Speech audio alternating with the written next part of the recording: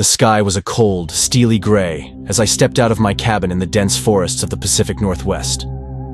It was hunting season, and I had been looking forward to this trip all year. The air was crisp, filled with the scent of pine and damp earth, and the forest was alive with the rustling of leaves and distant calls of wildlife. I checked my gear one last time: rifle, ammunition, survival kit, and a map of the area. This was my sanctuary, a place where I could escape the noise and chaos of everyday life. Little did I know, this would be a hunt unlike any other. As I made my way deeper into the forest, the familiar thrill of the hunt began to take over. I moved silently, blending into the surroundings, my senses heightened by the anticipation of spotting game. Hours passed, and I came across signs of deer, tracks, fresh droppings, and gnawed branches. I followed the trail, moving with purpose, when something caught my eye. A flash of movement, quick and deliberate, but not the graceful glide of a deer. I stopped, heart pounding, straining to see through the dense foliage. There it was again, closer this time. A figure, human-shaped, moving stealthily through the trees. At first I thought it might be another hunter, but something about the way they moved sent a chill down my spine. I decided to approach cautiously, calling out, "Hello? Anyone there?" No response. The figure vanished into the undergrowth, leaving me with an uneasy feeling. I shrugged it off, convincing myself it was just my imagination playing tricks on me. I continued my hunt, but the sense of being watched lingered, gnawing at the edges of my mind. As dusk approached, I decided to set up camp for the night.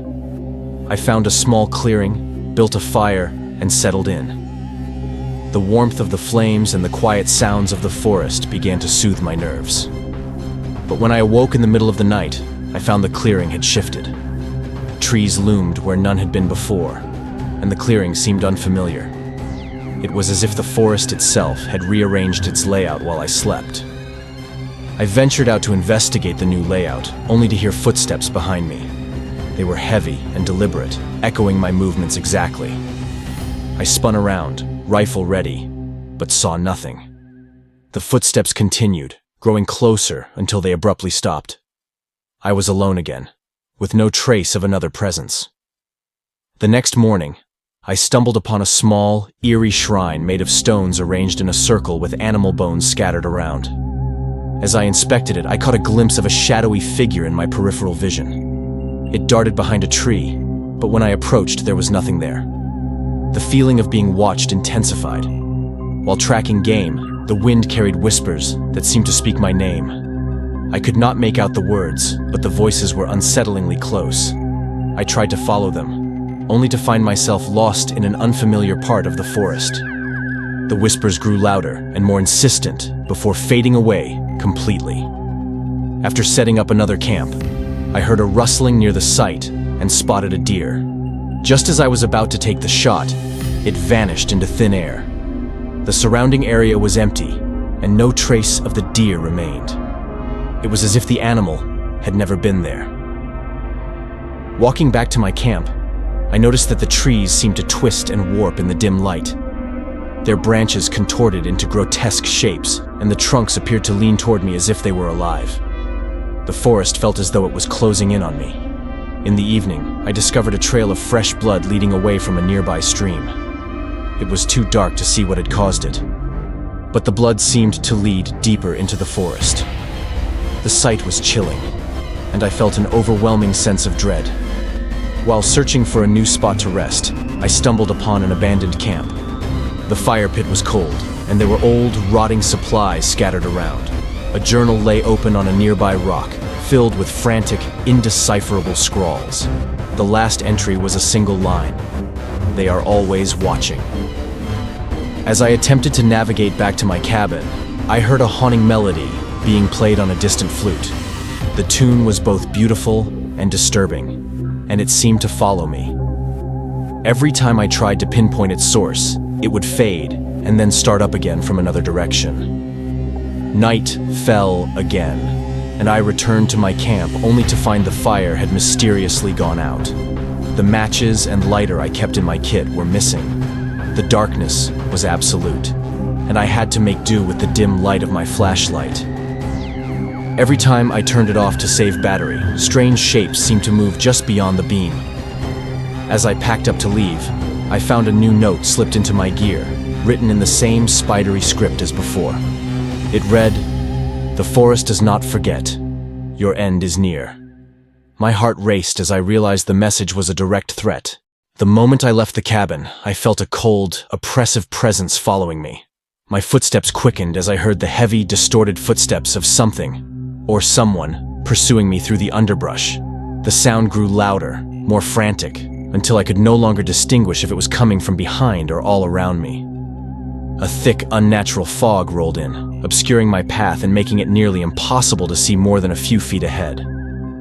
I tried to find my way through, but the fog seemed to twist and pull me in different directions. I felt as though I was walking in circles, with no clear sense of direction. As the fog began to lift, a deep, unsettling silence enveloped the forest. The usual sounds of wildlife were absent. I could only hear the pounding of my own heart and the occasional snap of a twig underfoot. The lack of sound was more terrifying than any noise. Finally, I reached a small pond that reflected the dim light of the moon. As I gazed into the water, I saw not my own reflection, but a shadowy figure standing behind me. I spun around, but the figure was gone.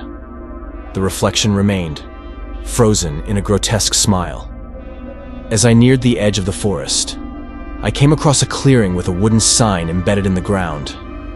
It read, "Welcome to your final hunt." The message was clear. It was not merely the forest that was out to get me, but something much more sinister. Desperate to escape, I made one last stand at the edge of the forest. I lit a signal flare, hoping to draw attention and frighten off whatever pursued me. The flare illuminated the area in a blinding light, revealing a circle of the twisted figures around me. Their eyes glowed with an eerie intensity. As dawn approached, I finally emerged from the forest, but the path I had taken seemed to vanish behind me. The trees were unfamiliar, and I was left with no clear route back to civilization. It was as if the forest had swallowed the trail I had used to escape. Even after reaching the edge of the forest, I felt the eyes of the watchers on me. No matter how far I drove, the sense of being observed never left.